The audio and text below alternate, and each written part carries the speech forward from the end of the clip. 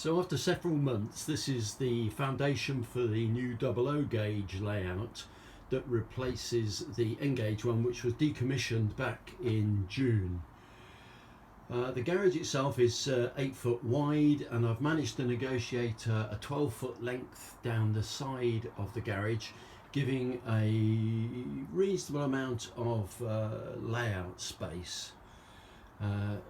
The backboards have been put in place, and you can see that I have been playing with spray paint to try and get some sort of realistic looking sky.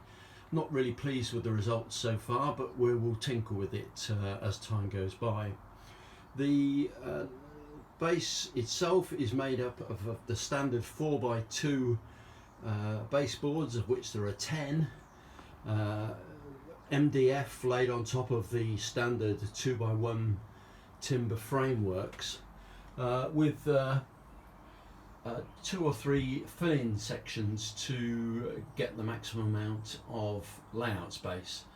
The reach at the back is 2'6", and to the sides it's 2'6" as well, and that leaves a 5-foot width at this end of the garage, which will either be handled from or modelled from the outside of the layout or from the well at the middle. The size of the well has taken some consideration. It's designed to leave room for controllers, but also for there to be at least 2 people under there, as the grandson will almost certainly want to be part of controlling and building the layout.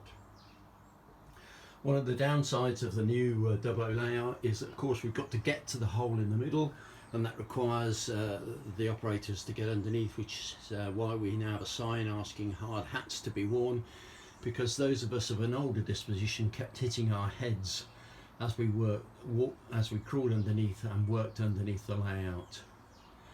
Just reached the stage where we're beginning to consider where the track will actually go, and which areas of the layout will be urban and which rural, which is one of the areas of modelling that I find quite interesting.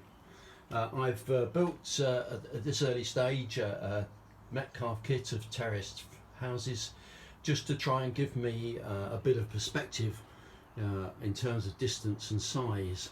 Everything does seem very big after modelling in N gauge over the last 10 years. Anyhow, that's where we got to. More updates in the future.